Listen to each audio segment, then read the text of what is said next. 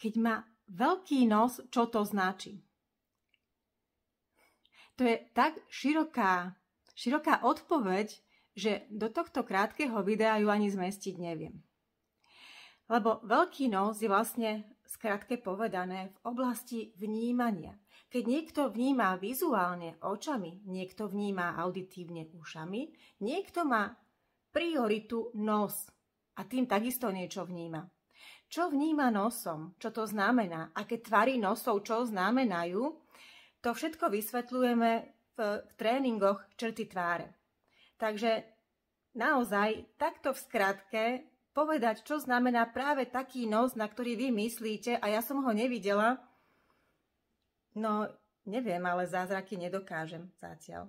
Možno sa to niekedy naučím, ale naozaj otázkou, čo znamená veľký nos, ja vám poviem otázku ďalšiu. Aký veľký? Aký má tvar? Aký je široký?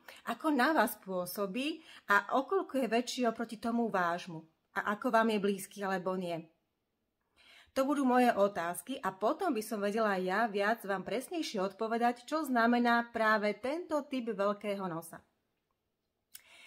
Pýtajte sa konkrétne a ja vám budem vedieť odpovedať. Ale zatiaľ ma sledujte, lajkujte, zdieľajte a určite sa dostanete aj na môj tréning, či už bude v online alebo naživo. Takže sledujte moje príspevky, dozviete sa viac.